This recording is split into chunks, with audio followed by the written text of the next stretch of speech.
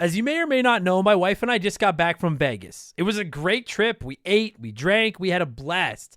But then we got home and looked at the credit card, and I gotta say, it doesn't matter how much fun you're having, $25 for a drink is a ripoff. Frickin' Vegas.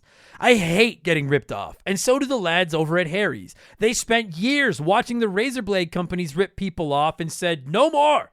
Not all heroes wear capes, my friends, and they want to prove that they're legit by offering you hot dogs a $13 trial set for just $3 at harrys.com/RTG. I've been telling you about them for months, and I'm genuinely proud to have Harry's as a sponsor of this show. I wasn't kidding. The plastic, futuristic-looking crap razors you get at the store are overpriced and they're poor quality. Harry's blades are crisp, clean, and classy. They're the kind of razor you'd expect your grandpa to have on his bathroom counter. And most importantly, they work. Shave after shave, they're so smooth, they're precise. I used to go through the crappy store blades all the time, but Harry's are built to last. And they're not just better quality than the other names, they're more affordable. And they deliver. Just set your schedule, and for as little as $2, new blades, shaving creams, lotions, everything you need, right to your door when you need it. I genuinely cannot think of a reason not to try Harry's. And I'm not just saying this because they're sponsors. They're the best shaving supplies I've ever used. Try them out, and if you're not happy, your shave's on them. And unlike the other subscriptions, they're really easy to cancel if you want to too, which is a nice bonus, but believe me, you're not going to want to cancel. Getting ripped off isn't funny. Switch to Harry's. Get started with a $13 trial set for just $3 at harrys.com/RTG. That's harrys.com/RTG for a $3 trial set.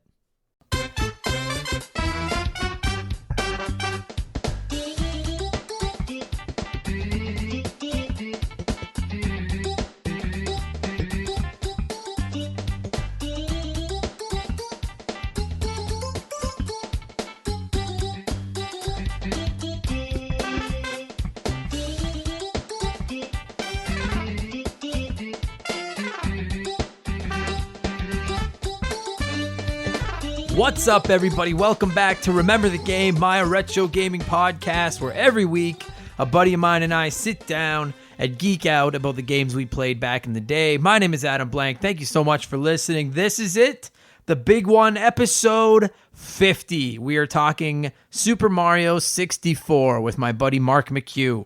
This is a big one for me, and I know that 50 episodes to a good podcast might not seem like a big deal, but I'm pretty goddamn proud of it, man. I don't think I bet you the average run of a podcast is like 6 episodes. So we made it to 50 with more downloads than I ever would have imagined we would have over the last year or so. And this is going to be a long intro, maybe a little longer than most of them. But you know what? It's my podcast. I can do that. Thanks for listening. If you're not interested in that, I don't know, put it on fast forward and get to the chat with Mark about Mario 64. But you know, in a perfect world, you hang around and listen to me talk for a few minutes first. All right. I got lots to talk about. I'm going through my notes here. All right. We are expanding the podcast. I've been teasing it for probably since about episode 5, it feels like. I know for at least the last month. But we are expanding the podcast, and we're expanding what I'm doing here. Our first Let's Play series officially launches on YouTube today. The series, I'll get more into that in a second. Reviews are coming as well. They'll also be on YouTube. You can find us at youtube.com/rememberthegame. There are also all the old episodes of the podcast there. All the future episodes of the podcast will be there. Please subscribe to our YouTube channel. I'm going to try to subscribe back to everyone that does it. I might be slacking on that a little bit just because I don't entirely know what I'm doing as far as handling YouTube. But youtube.com/rememberthegame. Please check us out. I got lots of cool stuff that's going to be going up there beginning today with our first Let's Play. We are also now officially on Patreon, as you guys probably heard from the front of the show. And listen, I don't want anyone to be scared off by the launch of a Patreon. I have spent months working on this and trying to figure out how I want to do this, where I don't ostracize a single member of the audience or turn anybody off. The podcast, you guys, is ad-free, all right? And it's never going to change. I've been offered an advertising opportunity and decided I did not want to do it because I don't want to listen to advertising on my shows. The podcasts I listen to, I prefer to go ad-free. So that's what I'm doing with mine. I guess technically this Patreon plug is an ad, but I won't talk about Patreon this long every other week. I just wanted to this week explain what you guys get for your hard-earned money, okay?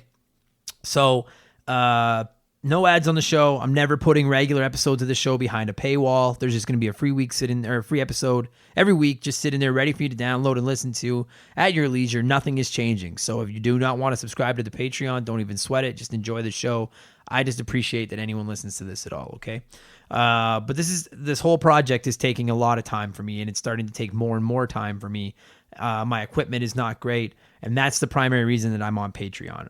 It's not a business for me. This is a hobby. This is all just a big hobby for me, the YouTube, the podcast, playing the games, all of it. But I'm hoping now that maybe it's a hobby that can support itself. I would like to upgrade a little bit of my gear and do some advertising on Facebook and stuff to try to draw more listeners to the show, and that is where your Patreon dollars will go should you subscribe to it, all right? And I am going to give you guys absolutely as much value for your money as I possibly can, including giving back some of the money. And I'm going to quickly explain what you get for subscribing to our Patreon here. This is not going to be something I plug every week. You'll hear the little thing off the top, and I'll probably mention it once, but I'll go into the details now, okay? It's $2 a month. That's our lowest tier. For $2 a month, I will give you 2 additional episodes of the podcast every month. Admittedly, there's probably going to be some growing pains as far as how I get them to you guys. I haven't tried it yet. I will do everything. You will get your episodes, I promise, okay? I haven't figured out the exact dates for those yet. These new episodes will probably launch beginning in July, and it'll probably be one every couple of weeks. One of the 2 episodes will be an episode in the same style that we're doing right now, except it won't be about a retro game. It'll be about a current game with a more retro flair, like along the lines of The Messenger, Shovel Knight, Celeste, things like that. The reason I'm not going to do another episode about a retro game in the hidden episodes is because I would hate for someone to have a game they're very passionate about be covered in an episode that they had to pay for when they could not afford to pay for it. All right, so that's not going to happen. It's going to be newer games. I only own a Switch for current consoles, but I will do my absolute best to cover games that are on multiple platforms, like some of the ones I just listed off there. So that's going to be one of your episodes. It'll be a standard one, but about a current game. The second episode that you will get every month for your $2 will be a rambling / Q&A episode. All right, I'm going to talk about gaming, my thoughts on the industry, what I'm playing, things like that, talking about just anything I can think of with video games. Picture like a really long version of the intro. You'll also be encouraged and allowed to submit questions, topics, anything you want me to talk about for the show. And I know if you're like me, a lot of people hesitate to submit questions or topics to podcasts because they assume that they'll just get glossed over and won't get covered anyway. I'm going to do my absolute best to cover everything that gets submitted, because quite frankly, I'm worried I won't get anything submitted. All right. So if you're afraid of that, but you're one of the Patreon subscribers to get this episode, please submit your questions, your topics, whatever you want to talk about, and I will do my absolute best. They don't even have to be video game related. If you just have opinion on something, I am a stand-up comedian away from this. If you have questions about comedy, I would be happy to talk comedy with you guys, stuff like that. So please submit them. You can submit them on our Twitter, our Instagram at Member the Game. You can find it over at our Facebook page. There's an infinite amount of ways to reach out to me, and you guys haven't hesitated to contact me in the past, so please continue to do so and submit your questions and topics for that show as well. All right. So you'll get both of those episodes, again, without advertising on them, for $2 a month. You'll also get a shout-out during one of my episodes. I will do a round of shout-outs regularly, and I will make sure I give you your plug every month. And this is the biggest thing for me. This is one I took the most time to figure out how I was going to make it work. You will be entered into a draw for some profit sharing from my Patreon. I've decided I want to give back as much as I can. And so for every $20 we raise in a month, I will give $5 of it back to the winner of that month's draw. It'll be in the form of a digital gift card for the gaming service of your choice, Nintendo, Xbox, PlayStation, Steam, what have you. And it'll all be going, the whole prize will be to one person. It won't be a ton of $5 gift cards. So if we have a $20 a month on Patreon, someone's going to win a $5 gift card. If we do $100, someone will win a $25 gift card. I'm never going to cap it. It's just going to be $5 for every 20 we raise. So if something blows up and this thing ends up hitting $2,000 a month, then someone's winning $500 a month in gift cards. Maybe at that point, I'll be just giving away an Xbox or a PlayStation or something. I can't imagine it ever gets to that point, but that'd be pretty cool. So for $2 a month, you'll get those 2 podcast episodes, a shout out, and an entry into that draw. I'll post a YouTube video once a month doing a reverse draw where I draw out every name. The last name in the hat wins. That way everyone can see their names were in the hat. And there are a couple additional tiers on our Patreon, a $5 tier and a $10 tier. The benefits are exactly the same. They'll just get you more entries into the draw. Okay, so $2 a month is all I'm asking for, and if you can't do it, don't sweat it. You're still gonna get your episodes. All right, I can't tell you guys how much I've had stressed out about launching this Patreon because I didn't want anyone to feel like I was trying to rip them off or anything like that. Okay. Oh, and as an added bonus, and we're already halfway there before I even posted the episode about the Patreon, which is like, God, thank you all so much. If we can hit $100 a month with this thing by August, I will order a second Sega Genesis Classic when they come out in September. I will spend all, because I'm going to buy one with my own money for myself. I will spend the Patreon funds on an additional one, and I will give it away in a draw as well. Okay, so if you're interested, if you can spare the $2 a month, please check out at patreon.com/rememberthegame. All right, I'm going to do everything I can to make it worth your guys' time.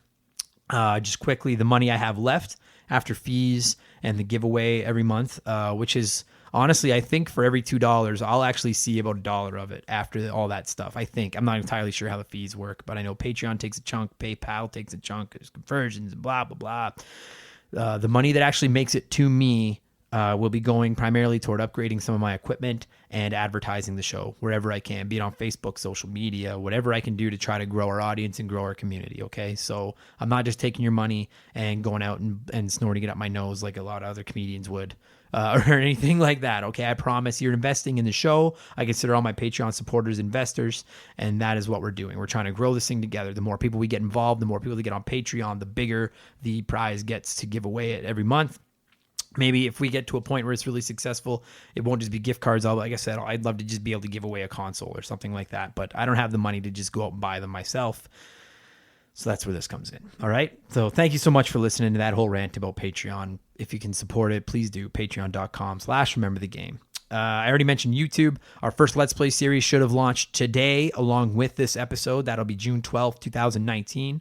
Our Let's Play series is going to be called Adam Sucks at Video Games. The first 3 or 4 episodes of this Let's Play, I was calling it Remember the Game Retro Let's Plays, and then realized how much harder it is to play a video game while you talk to a microphone, and I was dying all the time. The first couple episodes are a little dry. I think it gets pretty entertaining the further in you go.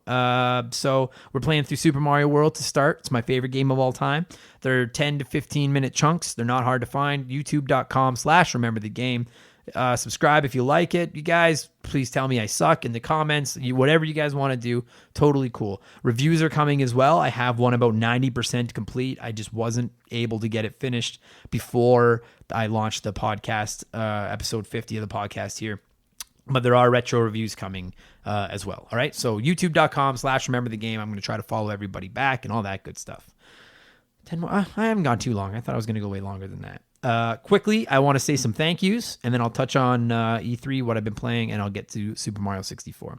I want to just take a quick moment to thank everyone that has taken time to come to my house and do the show over the last year, or maybe we've met up wherever, in a hotel room while I'm on the road, or what have you. For anyone that's never been to Edmonton, Alberta, Canada, where I live up in one of the far ends of town, and it can be a pain in the ass for some of these people to get to, primarily because I record during the day, because I work during the evenings with comedy, as a lot of my guests do as well. So they've all taken time to come over and work with me, and I can't thank all of you guys enough. So just quickly, Chris Heber, Christopher DeJuric, Mark McCue, David Ray, Miklos Blackshaw, Kevin Light, Tyler Sabarin, Andre Camo, Kyle Paul, Kyle Shaw, Patrick McGrath, Henry Sir, Ty Brandt, Rob Evans, Daniel Brooks, Darren Morris, and my absolute biggest supporter, my favorite guest, and my favorite person to play video games with, my nephew Ben. They've all come on the show over the last 50 episodes. Thank you all so much Thank you all so much for taking the time to come talk video games with me. It's much appreciated. They're all doing it for free. They're just doing it out of love of the game like I am. So thank you guys all so much. And most importantly, thank you, the listener, whoever I'm talking to right now. I'm talking to you specifically. I'm talking to all of you, but guys, I say it every week. I say it a ton. I say it on social media and stuff all the time. Thank you guys so much. This is the second podcast that I've run. And my first podcast, I hit about 80 episodes, and I maybe cracked 1,000 downloads over 80 episodes. We're creeping up on 10,000 downloads, and that's in less than 50 episodes. Like that boggles my mind that anyone cares. I've had people reach out from Australia, from New Zealand, from Argentina, from the States, here in Canada, just everywhere. If you're listening to this, wherever you are on the planet, thank you from the bottom of my heart. Even if you don't subscribe to the Patreon, if you've never left a review, it doesn't even matter. The fact that you're interested in listening to my rambling means the absolute world to me. So thank you guys all so much. All right, 12, almost 13 minutes of fucking rambling. Good stuff. Just quickly, E3 just finished. And when I say just finished, like literally like an hour ago, I watched the Nintendo E3 conference, and that was the end of E3. I'm not going to get too far into it. This is mostly a retro gaming podcast. Maybe I'll touch more on E3 in the extra podcast that I'll be putting out next month. That's available to all Patreon subscribers for $2 a month. I promise I'm not going to be the guy that plugs it all the time. It's just the first week I had to say it. Quick thoughts on E3 is that Final Fantasy VII Remake looks fucking incredible, to the point where I may have to pick up a PlayStation 4 just to play it. Looks sick, and I thought Nintendo killed it. Their conference was great. Banjo-Kazooie being in Smash is pretty rad. Luigi's Mansion looks awesome. I'm excited for Fire Emblem. There's a ton of games that I'm really looking forward to on it. There's a sequel to Breath of the Wild being developed, which is huge. I'm a little disappointed that there was no SNES games announced for online or anything like that, but that's just because I'm an old man, and I do not, I mean, I've done it 100 times on here. I do not get why Nintendo sits on this incredibly valuable catalog of games and doesn't do anything with them. But whatever. There's lots to play. I have nothing to worry about. I'll be busy for the rest of the year. E3 was rad. And now it just feels like Christmas. It feels like Christmas morning is over now once E3 is done and you've opened all your presents. And now it's like, well, now we just wait, I guess. It's like opening your presents and then not actually having the presents there. I guess that's a better analogy. That's a terrible... 50 episodes of this, and I still suck. What have I been playing this last week? Not much. I've been on the road for comedy. I've been doing a ton of editing and stuff like that, but I have been playing a little bit more SteamWorld Heist, and I've also been dipping into like the extra modes on Resident Evil 4, like the little extra add-ins. I think they were DLC at one point. They've been fun, but that's been about it. I haven't had time to play a lot. Resident Evil 4 is still incredible, but that's enough. 15 plus minutes of rambling. I've talked about what I've played. I've talked about opinions. I've talked about everything else. Let's talk Super Mario 64. That's the game we were talking about this week for episode 50. I've had this game in mind for this episode since about the 10th episode of the show. I love Mario, and I love the main core Mario platforming series more than any franchise in gaming. But this is not my favorite game, and I've teased that opinion about 100 times over the last year, and now I'm going to try to explain why that is. I'm going to cue the music. My buddy Mark McCue is here to celebrate 50 of these monstrosities with me. We are talking Super Mario 64, which was initially released in North America on September 29th, 1996 with the Nintendo 64. And if that doesn't make you feel old, then I don't know what does. That's a long time ago. Kick back, relax, take a trip down memory lane with us as we talk about the all-important, all-encompassing, legendary Super Mario 64. Take it easy. Here we go.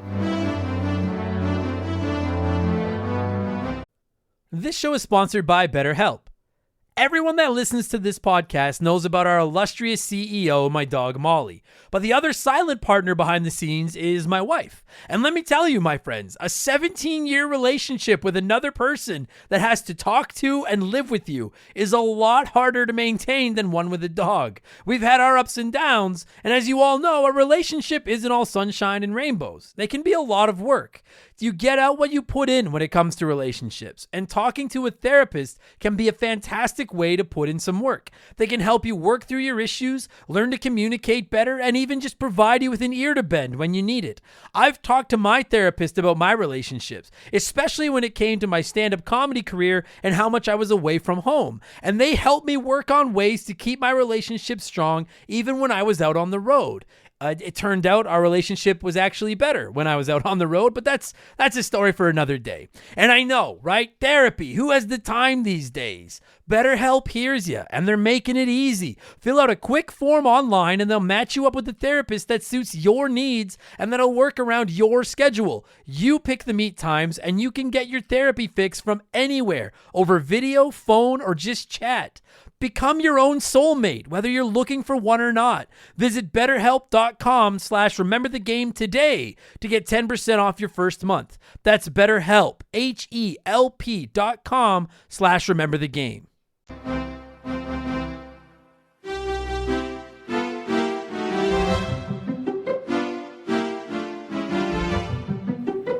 All right, buddy, this is it. This is the big 5-0. First and foremost, I'd like to welcome my guest, one of the most requested people to come over and talk video games with me on this crappy podcast, and that is my buddy Mark McCue. How are you, my friend? Doing all right. Thank you for having me. Of course. And I'd like to quickly apologize in advance for the quality of my voice. As we record this, I was at a stag party 48 hours ago and had a little too much to drink and got a little too loud. Enjoy it. I sound like I just hit puberty. Enjoy the show. And speaking of puberty, here's my segue. Speaking of puberty, some would describe this game as Mario's pubescent stage from the 2D to the 3D era of video gaming. A little, I can see it. One of the most historic video games of all time that I've got a few opinions on, and I'm going to get them off my chest. For episode 50, we are talking Super Mario 64 for the Nintendo 64. Maybe one or two of you guys have played it. I've heard of it before. It's not bad. Mark? You hate it. I love it. I think it's, like, considering what it came from nowhere. And I think that, like, it's a huge, huge accomplishment just on that alone. It is. Like, my favorite story is, like, I guess, did you ever play Bubsy 3D? No, I love Bubsy. Like the first two games I played, but I never played 3D. Go and take a look at Bubsy 3D. Just watch a video of it. Yeah. It's garbage. And it was in production at the same time as Mario, the 64. And so the team from Bubsy, they're like, nobody had seen a 3D game like this before. Right. So they were building something that they thought looked pretty good. Sure. And then they saw, like, promotion for Mario 64, and they're like, we need to scrap this. We can't do this. Right. We can't put out what we have. And the studio's like, too late. Got to put it out. So Bubsy 3D is garbage. We should do an episode on Bubsy 3D. I got to find a way to play it to fucking do one of these on it. I'll tell you, buddy, this is interesting, this game for me, because anyone that's listened to this show, I don't even want to say religiously, but regularly, that's the word I'm looking for. Anyone that's listened to this podcast regularly over the last 49 weeks knows I have some very mixed opinions of this game. And coming into this podcast, I was like, I fucking hate Mario 64. And I'm a Nintendo fanboy. Mario's my favorite franchise of all time. This is my favorite series ever. I hate this game. And the more I did my homework and read reviews and watched gameplay and stuff like that, I still don't like it. But I respect it much more than I did. You don't hate it. I respect it as much as you did. Like, let's call a spade, everybody. So, where's the hate coming from? There's a few. There's a few things. Okay. The thing about Mario 64 is, like, and I get it, like, I'm a Nintendo fanboy through and through, right? But when Nintendo launched the NES, people saw what Nintendo, because I know that Nintendo, like, the NES was not the first cartridge-based system in America or anything, like, blah, blah, blah, blah, blah. But let's all agree that NES was the one that, the NES was the one that figured it out. Yeah. Like, they saved video gaming, right? And when Nintendo released the NES and they released the original Super Mario Bros. And everything, there were a lot of imitators. Nobody could duplicate what he did. Some would argue Sonic did. I disagree with that. But a lot of people have tried to do what Mario Brothers did. They just, for my money, no one's been able to do it quite as well as them. Mario 64 was basically them starting over and doing it all over again. They were the first team, and this is the first, for my money, this is the first 3D platformer, maybe one of the first 3D games like this to really figure out how to do 3D. And like you said, Bubsy, I never played it, but Bubsy is one of many examples of 3D games that sucked. That didn't figure it out. Because people didn't, and then once Mario 64 came out, a lot of people rushed into the 3D platformer. Yeah, and I guarantee you a ton of game developers played Mario 3D, and then we're like, or Mario 64, and then we're like, oh, this is how we do it. Mm-hmm. You know, because Nintendo figured out, like, let's just, like, I'm not even going to get into the game, the game itself yet. I'm talking about the mechanics of it. Forget all the open worldness and all that. We'll get into that in a minute. They found a way to make the camera work with the platforming and the moving him around and everything like that, because they probably could have literally just left the camera right behind him the whole time. and maybe it would have worked. You know what I mean? But instead what they did was they gave you the ability to control the camera. And in classic Nintendo way, they introduced it in a clever way. And in this case, it's Lakitu coming in with the camera hanging off of his fishing pole. And it's like the first thing you see in the game. Right. And I'll give them all the credit in the world for that, because that's really clever to have this. A lot of 3D games did not figure out, like, even after this, like, I'm halfway through playing Final Fantasy VII right now, which is a great game. I'd actually never played it before, but the one thing I've noticed is the camera is ridiculous. Like every new area you enter from, it seems that they just put the camera in a random spot, so there's no like, whereas in here they've actually created an environment with a free moving camera. Yeah. And the problem for other games is they don't have Lakitu. Like he's owned by it. No, I'm just saying. But you're right. Like, I mean, even when, like, I just finished playing Resident Evil, the first one, for the first time in my life. I played through the entire Resident Evil on my PS Classic there.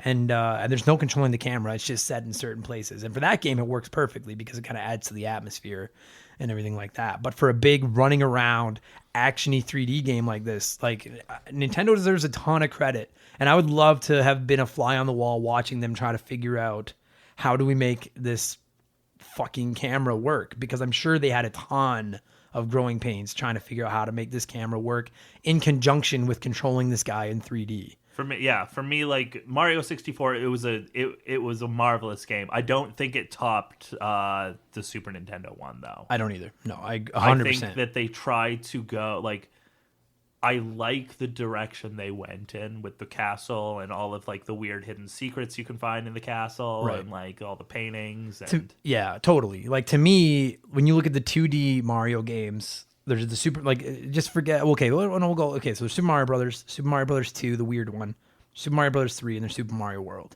Okay, and to me, in the 3D version, Super Mario 64 is Super Mario Brothers, where it's the bare, not bare bones for lack of a better term, but it's the first step. It's them figuring it out.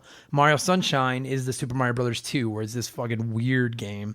That's, it's got its mechanics down and stuff, but it's weird, right? Yeah. And then to me, Mario Galaxy and Mario Galaxy 2 were the Super Mario Brothers 3 and Super Mario World of 3D gaming, because they figured it out. Like I adore the Mario Galaxy games. Like, I adore them. I think both in their atmosphere and just their execution. Yeah. I think they're incredible games. Totally, because as a whole, I almost always prefer 2D game to 3D game. Like, almost always. I just find I don't like controlling the camera.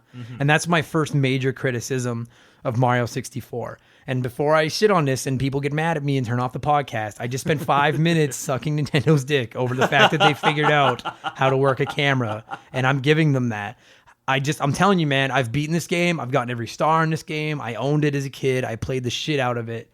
I could never completely wrap my head around how that fucking camera worked. And specific, because it was a little clumsy. It was. And in specific, and I wrote it down because I thought of it. In specific instances are things like when you're hanging on to, like, do you remember the world where you're in like a cave or something and you're like on the poles? Yes. And you have to jump from pole to pole. The amount of times I missed one pole to another just because I could not get the fucking camera to line up. Yeah, you needed to time it just like exactly. Yeah, like I almost felt like I was competing. Like at times I felt like the camera was an enemy. Like it was like it would beat me like a scrolling screen would, because it would just not be in the right place, and then my jump would be off a little bit and I would fall or what have you. And that's my number one criticism of this game. And I feel and we already covered this. Go back to episode 2 or 3, please, or 4, whatever it was. I felt the exact same way about Ocarina of Time, and I felt the same way about Majora's Mask, and about a ton of these 3D games in that first generation.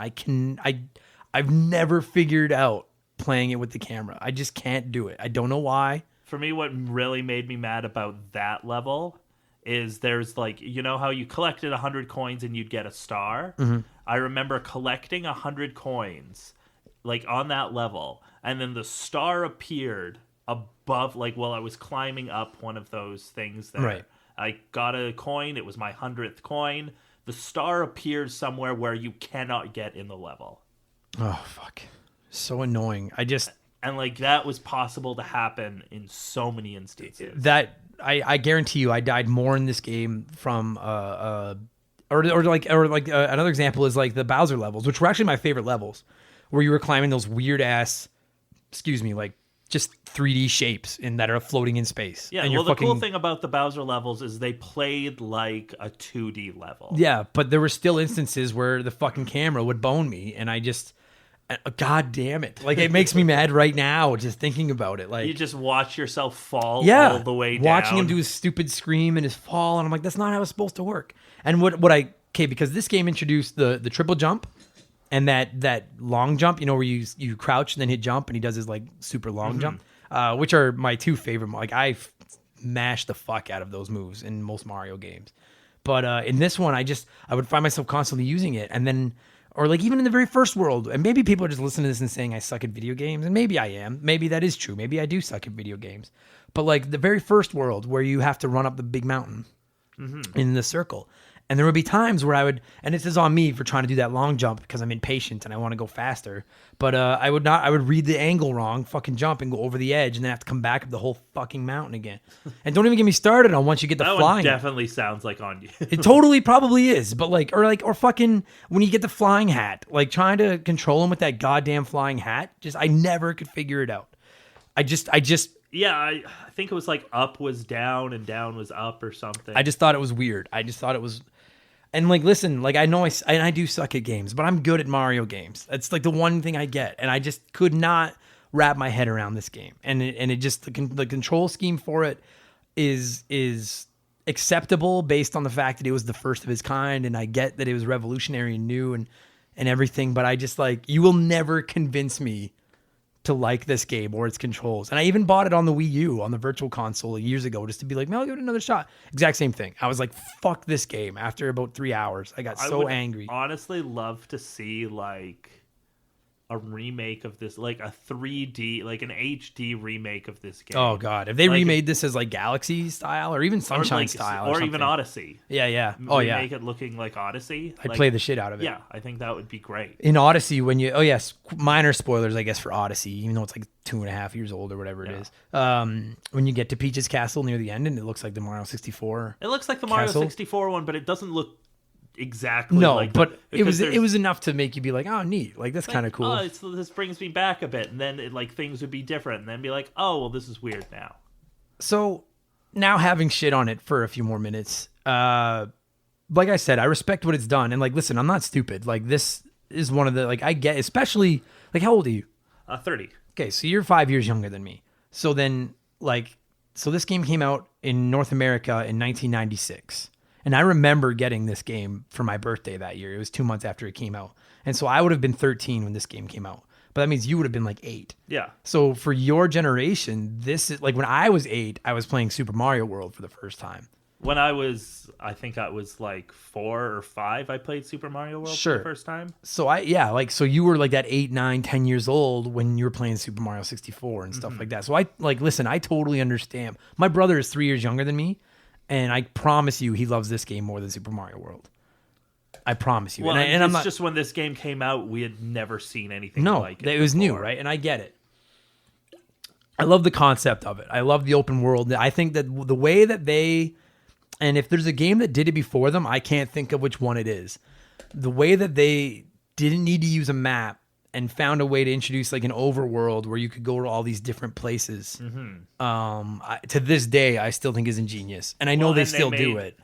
They made a really interesting overworld, which I think was like the best part of it. Like, they made something that you were like, ooh, I want to, like, they had so many locked doors and so many like doors hidden by, and so many, you spent so much time being like, I want to see what's behind this door. Yeah. It's one of my favorite memories of this game. Because even as someone that doesn't particularly like this game, like I can't, just watching the videos and hearing the music and watching the game, like the nostalgia it triggers is almost unparalleled in gaming. Did you also drop the penguin off the cliff? Of course I did. Yeah. Little shit. I don't know, like, it's just something that everybody did when they played this game. Yeah, I love that meme is kind of blown up now, and everybody's talking about the people that killed the penguin in Mario 64. Dude, everybody killed the penguin. Of course we did. And if you didn't, then you're lying. Or you didn't kill play the Mario penguin 64. and get away with it. Because the mom gives you the star. Yeah. You could just take it from her and just be like, all right.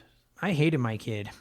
I think they deserve a ton of credit for the way they came up with their overworld. I think that the design of it, of being like it might be the greatest overworld in gaming history. And when I know that maybe that's a little bit of a hyperbole, but like we had all played the 2D Mario games coming into this. And then to get a chance to just run around Peach's castle and do whatever you want. And it feels like every time you thought you had found everything, you found something else. It was a level in itself. Well, and also it was like, you didn't, like, I really appreciated how non-linear it was. Like, you could get the first star from the first level and then go somewhere else and then come back to that first level way later. Whereas, like, even Odyssey, I was, like, really disappointed with how it was laid out. It was like, first you go to this level, then you go to that level, then you go to this other level, where I so much loved the idea of Mario 64. Especially, like, in a day where, like, we didn't really have the internet. There was no way to look up how to get all the stars or anything. All you had was that hint. Between every level, you know, whenever you went into a world, they gave you a hint on what the next star was. Yeah. But at any point, if you were stuck in a world, or if you got bored of a world, or you were stuck or whatever, do something else. Hop out and go to another world, right? How many of us, like, I guarantee you, if you're listening to this and you grew up playing this game, how many of us just ran around the castle for an hour? Yeah. Like, just jumping around and looking for things and collecting coins and just fucking around. And there were, like, walls walls that you could jump into. Yeah. And there was, like, caps you could find. And... Like, to me, like, I mean, obviously the biggest thing Mario 64 accomplished was they figured out how to do 3D gaming. Yeah. Right. And I know I've shit on it, but I'm not stupid. I understand how big a deal it is. Having said that, to me, the second biggest thing this game did was the not like the overworld / like navigation concept that they came up with this game. Go from world to world anytime you want. Jump into these cool paintings, and then you're in a whole different world. But at any point you collect a star or whatever, you come back to the main hub world over and over again. You know what I mean? Like playing Super Mario 3 or even Super Mario World, you go from I mean, when you play Super Mario Bros. 3, you go from the desert to the water to Giant Land to Skyland. So, but I mean, but like once you go to Skyland, you're stuck in Skyland until you beat all the levels and get through Skyland. Yeah. Whereas Mario 64, they were like, wouldn't it be cool if you could go to Skyland, but then play one and then be like, I don't want to do this one anymore, and go out and go to another one. You know what I mean? Like, and like they still found a way to like make the difficulty curve there. Totally. Yeah. Well, with their fucking camera. No, I'm just kidding. I'm just kidding. I'm just kidding. Sorry, go ahead. But like, yeah, you would unlock like the first level. You know, it was like pretty easy, and then they send you to the basement, and then like if you're poking around in the right places, you find like the Boo Mansion. Yeah, which is like there were levels like Boo Mansion. Like I can't remember. I think it was it Big Boo's Mansion? Was that the name of the world? I think so. Yeah, I think so. Where you could play the whole game and not even know it's there. Yeah. Yeah, you're right. Like, it was like, I mean, and again, you got to remember, like, we didn't have the internet in 1996, or it was in the very basics. Like, I never had a home internet in 1996. We didn't know, yeah. Like, so it was like, you would go to school and tell your friends, like, dude, go down here, do this, you'll find a world. Go or this stomp on that ghost, right. And there's a thing in there. Or what is this star? Like, what does this star's hint mean? And you're like, oh, well, it means, like, dude, actually, you know what I just thought of? Remember the very first world when you go up the bridge, and there's the giant chain chomp on the, on the peg, and you can see the star in the cage behind him. You could do that one first. Yeah, but you got to figure out, you're like, how do I get that star? Because you're like, that big chomp is kind of intimidating and everything. You know what I mean? Like, and I remember seeing that and just being like, there's also like a field nearby of just those pegs. Yeah. So it kind of teaches you the concept. It teaches you the concept of like, oh, you could go over here and stomp on these pegs. Yeah. And then you see the one, and they're like, and it's pretty easy to figure out. Yeah. It was pretty clever, you know? Like, they could have just, like, again, I would love to have been a fly on the wall and seen how they discovered, like, how they figured it out. Because, like, I have to wonder if when they originally came up with the concept of the game, it was still going to be like, you just have to get to the end of each level. Yeah. And I wonder if part of the reason they decided to put all these different objectives and stars in each level and everything is because they were like, it's a lot of work to create one of these levels. If we have to create 80 of them, like for 8 worlds or whatever. I think it was like something like there's 12 worlds or something. If they were like, we have to create 80 levels this big where you just run through and get to the end of each one, that's too much. So let's just put a whole bunch of levels in one level type thing. You know what I mean? Like, well, and that in itself set a new standard for gaming. Totally, yeah. And the way that it wasn't just like, and the fact that like to beat a level, your objective, like I know at the end of the day your objective was to get a star, but to get the star, the way that their objective would change every time.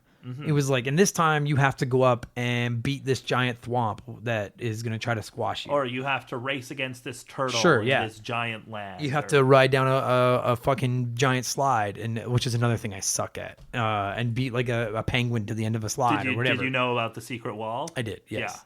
Yeah. Like it's really... And this is what I'm talking about. Initially, I was like, fuck this game. I'm going to give it a 2 out of 10. And then the more I read about it and watch, the more I'm like, dude, that's all pretty genius stuff. Like, they came up with so many clever... It didn't age well because, again, it was their first attempt at 3D gaming. Whereas, like, they kind of figured it out more with subsequent tries at it. Yeah. Another note I put in here that I loved, and we all loved this as a kid, was just screwing with Mario's face. Yeah, like at the very beginning. Right? I'd never seen anything like that. Like, we'd never... Because this is the first time we heard Mario talk. Yeah. Aside from, like, the shitty cartoons and stuff like that. And like, there was actually... Charles Martinet, this, I think, was his second game that he played Mario. And the first was, like, Mario's typing or something. Okay. Like, to hear... Yeah, like, this was the first time, like, a game that most of us played. We got to hear, like, that high-pitched, like, at the very beginning. Me. Yeah, yeah. Where you go, like, hello! And then you could just mess with his face. Like, that was the coolest thing. And there was no part of me that was like... Because this was a silent character to so much... To most of us for so long. Yeah. And then you hear his voice and you're like, yeah, that's his voice. Yeah. How many of us just sit there and I almost said the word jerked off on his face. How many of us just like... I think we need to discuss this. Yeah, we might have to change some... This is why I hate this game. But how many of us, like, I can't even tell you, like, every time you turned the game on, tell me you didn't at least spend like 10 seconds like just pulling on his nose or like something, you know what I mean? Like it was so cool to be able to do that kind of stuff. We never done anything like that. And like just do something weird with it for a bit and then like you release the button and then go and play the game. Yeah. I had to look it up too because I wasn't sure. If I'm not mistaken, and I don't believe I am, the only launch titles for the Nintendo 64 were this and Pilot Wings. Pilot Wings was the other one. I'll tell you, man, like... But like this was the game that... Sure. Pilot Wings didn't sell anybody on the system. No, I think that most people would agree that, well, I was going to, okay, so like Super Mario World is a pretty good launch title that came packed in with the Nintendo. This one didn't come packed in. You had to buy this one. You did, yeah. But Super Mario 64, Super Mario World, and Breath of the Wild have to be the 3 greatest launch titles of all time, don't they? I'd agree. And like, listen, you know I'm a Mario guy, but I'm like, I look at Breath of the Wild and I'm like, how do you not argue that that's the greatest launch title of all time? If you skip the Wii U and you see that, you're like, yeah, I would very much like to go run through some trees, rivers and stuff. But like for Nintendo to be getting ready to compete with PlayStation and because the first PlayStation fucking lit it up. That was the first non-Nintendo console I ever owned. Yeah, the PlayStation was great. I loved it. I loved that thing. And I think it's outsold the N64 like 4-1. It did. It kicked Nintendo's ass because Nintendo. I mean, and like, listen, we won't get all into it every day, but like, if you guys want to know more about it, you know that I'm not the gaming historian. You guys can look it up. Basically, Nintendo at one point was working with Sony to reveal or to launch like a disc add-on to the Super Nintendo, and then at the last minute, Nintendo kind of went like, "Yeah, forget it," and Sony was like, "Well." They went with Philips. Yeah, and then Sony was like, "Okay, well then we already have this thing developed," and they just launched their own system. Nintendo went with cartridges. Sony went with discs. Sony got Final Fantasy VII because they went with discs. And the rest is history. Nintendo's never caught them. Like the Switch is the closest. I guess the Wii sold like gang, but the Wii sucks though. But like, I love the Wii, but like Sony's been the king since. Like they've been untouchable, and I guarantee you, if you could give Nintendo one call back, they don't turn their backs on Sony. They keep them. Yeah. But having said that, like I was gonna say, when you launch your console, and you're up against Sony and the PlayStation and everything, and you're one of your only 2 launch titles, and I don't remember if the 64 launched before or after the PlayStation, but that's not the point I'm trying to make. Mm-hmm. The point I'm trying to make is they launched it with what the game is iconic as Mario 64, you know, like, and Mario Kart 64 was quickly after. I know. I saw Mario 64 at a friend's house, and I was like, I want that. Yeah, and that was like what I wanted for my birthday, and then like that's what I wanted for Christmas when I didn't get it for my birthday. And that's what I tried to save up like my $10 a week allowance, but like I think my parents just eventually bought it for me. Right. With like, and they bought a. We got Mario 64 and we got Banjo-Kazooie. Those are the 2 games we got. Pretty good combo. Pretty good combo. It's funny because I think when most people think of the Nintendo 64, like obviously Mario 64 is there. I would guess most people think of probably GoldenEye or Ocarina. Yeah. Are probably the 2. But Mario 64 is there. The Mario Party games are there. The wrestling games are huge. Mario Kart 64. Kart, yeah. Like, I mean, this Even console. like little games like Glover and like. Dude. Did you remember Chameleon Twist? No. Oh my God, there were so you played as a chameleon that looked like a person. It was a really fucked up game, but and it was like really short, but they were fun games. Right. Like, I mean, the 64 is a lot of great games, and obviously a ton of great memories with people. Pokemon Snap, like, there's tons. I loved Pokemon Snap, but I was so pissed off like when I got it and I realized it wasn't like a full Pokemon game. It was just like I thought it was like Pokemon 64, and I was like, all right, let's do this. Yeah. And I was like, this is still fun, but it's not what I wanted. Yeah. But I think that, like, Mario 64, I mean, it's not. It's we all know this, but like it paved the way for all of these things, right? Like it's the Nintendo 64 is the system Mario 64 built. Mm-hmm. Without Mario 64 as a launch title, I don't know where the Nintendo 64 ends up. No, it would have failed because needed it. Sony right? had Final Fantasy VII. Yeah, so many of us grew up with Mario and seeing him in 2D and stuff, and then hear his voice and see him running around and not that you could just move him left and right, but you could move him up, down, backwards. You could fly. Yeah. You could turn him into metal and make him walk around at the bottom of the water. The thing I really liked was the power-ups in this game. And like you remember in like Super Mario World, mm-hmm. they had like the Switch palaces. Yeah. And I really liked this game's take on like the unlocking of the power-ups. Like instead of doing Switch palaces, there were hidden rooms in the castle. Right. Like you would have to like find that one that was like underwater, and then you'd go, and then suddenly you were, I think it was for the invisibility cap. That's right. Yeah. You could turn invisible. Yeah, you could turn metal. You'd have to like fly. You'd have to look up at the ceiling to unlock the flying one. Oh, that's right. Yeah. You looked into the sky or something. Mm-hmm. Yeah. Pretty clever stuff, because it's another thing. They could have just gone with the cape and the flower if they'd wanted to. They could have, but they came up with new ideas. And like, I really like that. Yeah. I really like that every subsequent 3D Mario game has been like, what is our take on power-ups this game? Yeah. It's never been like, I mean, with the exception, I guess Mario Galaxy just went with like the fire flower, and then like... Yeah, but even it had the ice flower and stuff. There was stuff. an ice flower, yeah. There's always something. I'll tell you, man, like loving Mario games like I do, that's always one of the things I'm excited about is to see what the power-ups are. You know, like, I mean, recent years we've had the bee suit, I think Odyssey was one of the most ingenious takes on it. To be able to control everything was unheard of. But yeah, I never even thought of that. But like, you know what's cool about Mario 64's power-ups too is not only are the power-ups neat, but they play to the 3D strengths of Mario 64. Mm-hmm. You know, like we'd already been able to fly. We've been able to fly since Super Mario Brothers 3. But to turn into the metal guy that could walk around and because he could walk in water and stuff like that, right? Like you can walk underwater, right? And like that's a cooler version of the frog suit. Or you can get you can get the invisibility cap and then like walk through metal bars and stuff. Right, that's right. Yeah, like it's like those are power ups that like if they had been in 2D, it would have been cool, but it wouldn't have done nearly what they did in 3D. You know.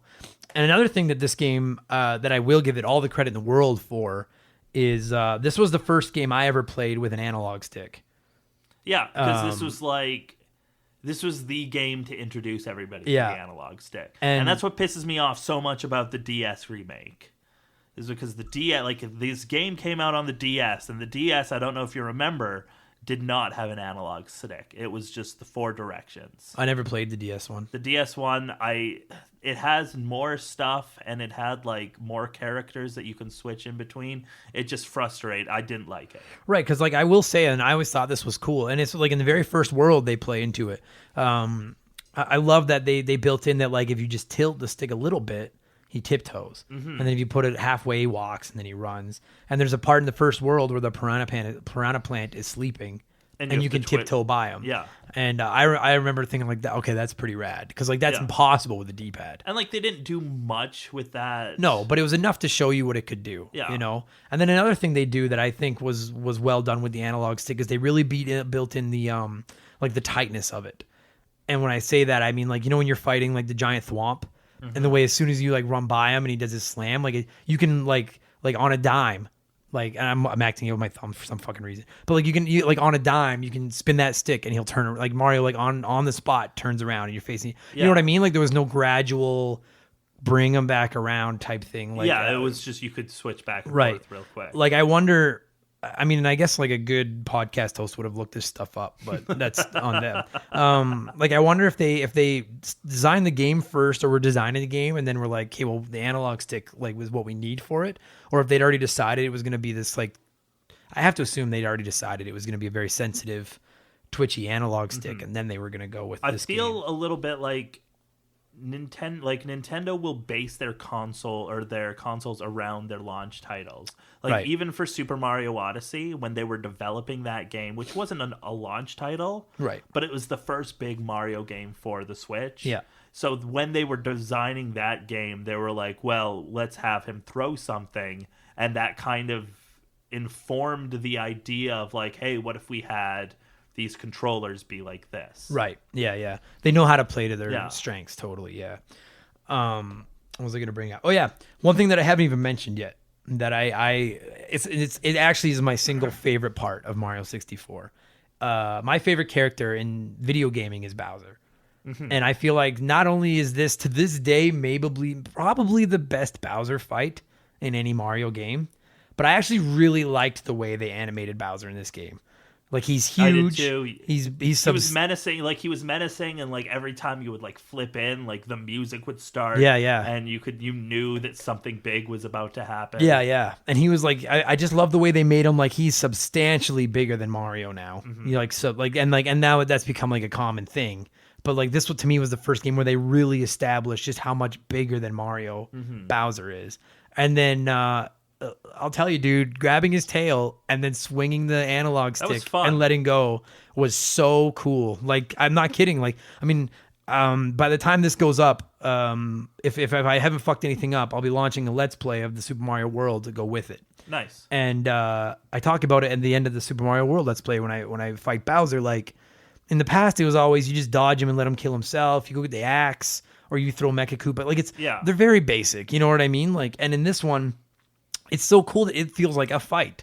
You're like, he's bigger than you, he's stronger than you. I mean, the first, like, you have to fight him 3 times. Yeah. Which it was like a cool precedent that they set a little bit. Right. Where it's like the first time, like, oh yeah, you hit him once and he's done. The second time you hit him once and he's done, but he adds a little bit more to it. Yeah. And then the third time you have to like throw him onto those bombs 3 times. Right. And he's like pounding away, like and he does all of the new moves that he learned in the second fight. Yeah. And he's like chipping away at the stage. Yeah. So it's like in the shape of a star at the end. And it really feels like you like legitimately feel like you guys fought. Mm-hmm. Like they, when you think of like a fight, like in a video game or a cartoon or something, you picture like, where the two characters like run at each other and then it like freeze frames. Like that's what it feels like in this one. And you're like, you got to dodge his attacks, literally grab him and throw him into like, you know what I mean? Like, and I just loved it. I love everything about Bowser in this game. He's huge and he's menacing looking, but at the same time, he still has a little bit of that cartoonish kind of loser to him. That said, when you threw Bowser, did you hear "So Long, King Bowser"? Oh no, I don't remember. Because that's what it says. But to me, I always thought he was saying "So long, gay Bowser." Gay Bowser. I was Nintendo, like, maybe that is what it was, and Nintendo's like, "Oh no, it's King. Like, what are you talking about? It's King." It's like, Bowser. What a weird time to bring up his sexual. But all right, this is. So what's he want Princess for then? Should be kidnapping Luigi. I love the Bowser fights. I will say I was disappointed, and especially now I kind of understand a little more. I was a little disappointed that more characters from the universe, we just had all these Koopa kids introduced, and they were getting I love the Koopa kids, not Baby Bowser. Baby Bowser sucks. Yeah. Or Bowser Jr., whatever you want to fucking call him. But there was no Luigi. No Luigi. The 7 Koopa kids aren't in it. Yoshi you see once at the top of the thing at the very end. Now, for the record, I hate Yoshi, so I don't really fuck him. But yeah, you're right. Like, where's Yoshi? Where's Luigi? The thing that disappointed me the most was the Koopa kids. Because we'd fought them in Mario 3. I thought they were so cool. And then in Super Mario World, I thought they were just awesome. And seeing them in 3D would be cool. Oh, it totally would have been, And I was really looking forward to the idea of fighting the Koopa. I figured, I won't lie to you, before I'd played it, I thought it might be like a Koopa kid is in charge of each world. And then after you beat them all, you fight Bowser. But that's just nitpicking, whatever. Mm-hmm. It's at the same time, I don't think they would have come up with 7 unique fights for the 7 Koopa kids that would have been as cool as the Bowser fight. Yeah. And it would have been kind of lame to just do it over and over and over again. So I don't know. I could see I've actually never thought about that. I can see where you're coming from, though. Yeah, I liked that. It's like it would have been cool, like, to include some more characters from like the Mario lore. Like, because I mean, like, let's all be honest. Like, one of the initial things that we all found so fascinating and cool about Mario 64 was to see these characters that we've grown up and loved over the last 10, 15 years in 3D.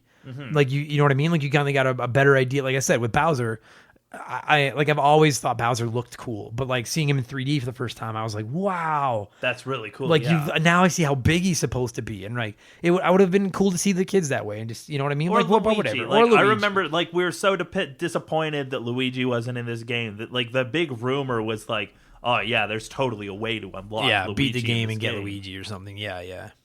But I don't know. But that's all just nitpicking. You know, they figured all that stuff out later. There's just a lot of other little things. You know, I love the fact they put a health meter in it. Yeah. That had never happened. Yeah, like it usually was like you're big, and then if you were touched, you were small, and then you're dead. And in this one, like, you don't get big. You just had that health meter, and you could fill it up by collecting coins, and I think. Coins, and like my favorite way is like anytime you got hurt, you could just dive underwater and then come back up. Oh yeah, that's right. Yeah. Because that was the other thing, is he could drown in this one. Yeah, which he had never been able to do in a previous one. Which never made sense to me. Like, why could Mario stay underwater indefinitely in the 2D ones? Well, they made it more real. Although I will. So here, literally, as I give credit to the fact that he has to get up and breathe, I fucking hated swimming in this game. I fucking hated it. That was one of the, talking about the camera, the 3D, it drove me fucking bananas. I hated it. It was a little clumsy. And at times, you would definitely find yourself running low on air when you're like, no, I'm so close to the thing. Yeah. Now. Like at times you'd be, hide off. But you're right. You could just go up and refill all your health. So it was kind of a cheat out. Oh yeah. And surfing on the shells was pretty cool. Yeah, that was cool. I liked that. I don't know, man. You got any other thoughts on this thing before we kind of score this and wrap it up?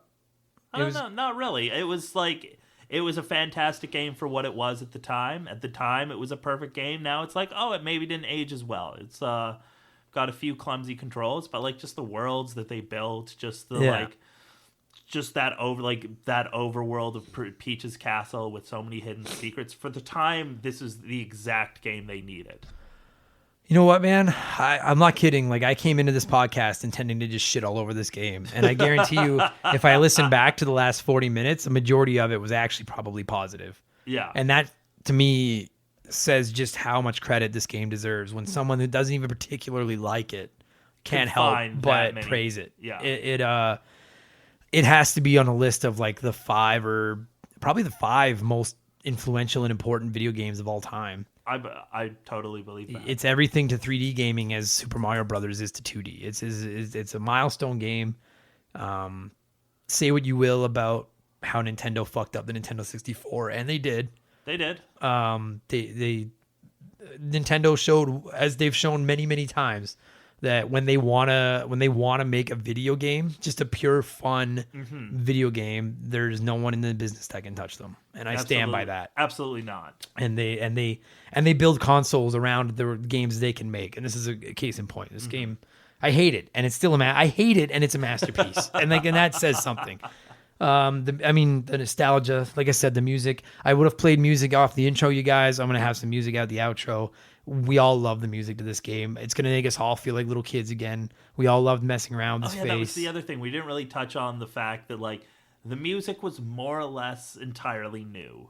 Oh, like, the main theme was in there, like, some of the stuff but, like, they actually made, like, a whole new soundtrack for this game. Yeah. And it, like, gives it its own identity and its own feel. Yeah, and it's great. It's great. It's a great soundtrack. So I'll ask you then, because I know mine. Do you have a favorite off the top of your head? I mean, it's been a while, but do you have a favorite song, like levels music from the game?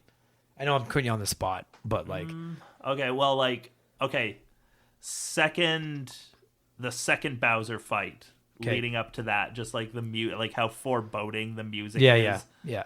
And then like I love the Bowser fight song. Yeah, that's what I was just gonna say too. It's the music from Bowser and those levels going up to Bowser and stuff are so epic. Like I love it. It's really fucking rattles me that like I hate this game and still respect everything about it. Still have like you can't find a mean thing to say. I want a Nintendo 64 classic. As much as I don't think a lot of these games have aged well. If a Nintendo 64 Classic came out, this would obviously be on it.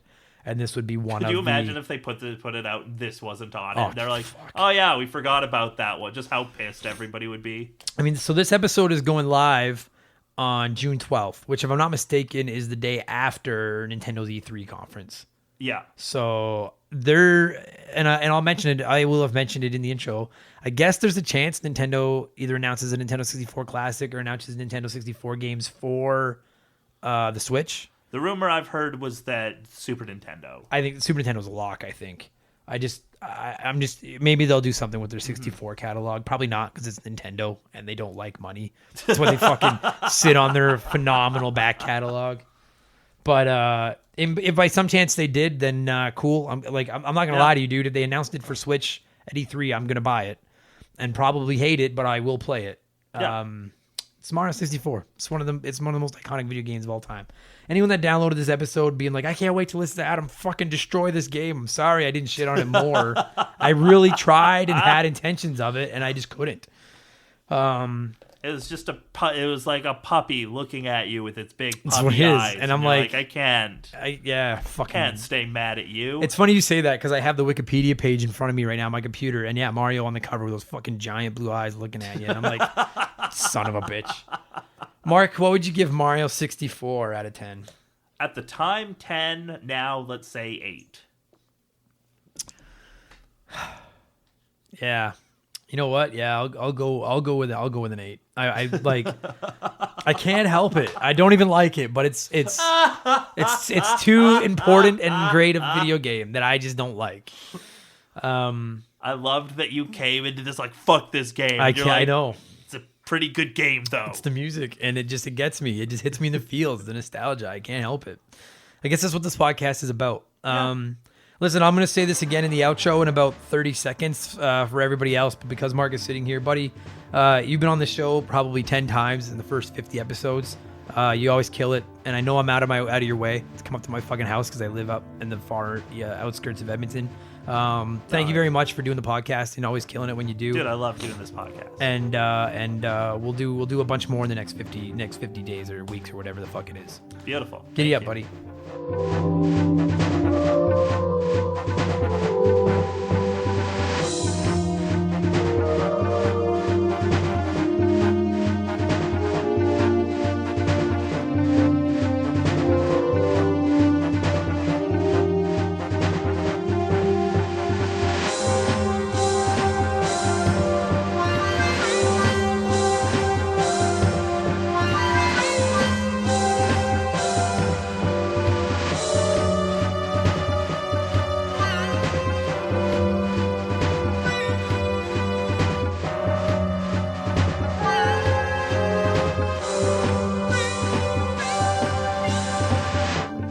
That is going to do it for episode 50 of Remember the Game. Mark McCue, thank you so much for coming over talking Super Mario 64 with me. To all of you for listening, thank you so much for supporting the show over the last year. You guys, I don't know how to thank you any more than I already have. Thank you so much. If you're interested in our Patreon in the additional episodes and being entered into a draw to win some gift cards and stuff like that, please check out our Patreon page. It's patreon.com/rememberthegame. Find us on Twitter and Instagram at memberthegame. And you guys keep listening, keep leaving reviews, keep reaching out, telling me you like the show, you hate the show, I suck, whatever. I don't care. Interacting with me. This is not just a hobby for me now. This is a complete and utter obsession that I'm having so much fun doing. And I'm glad you guys have come along with the ride. Fuck, I'm going to get good at this if it's the last thing I do. I'm so excited to see where the next 50 episodes go. Who knows what we'll roll out for episode 100, but that is then. This is now. Thanks for listening, you guys. Patreon is up, youtube.com/rememberthegame. We've got videos going up over there. And I will be back next week as we start the trek toward episode 100 with episode 51. A game not nearly as iconic as Mario 64, but it's going to be just as fun, I promise. Take it easy, you guys. I will talk to you again in 7 days. Cheers.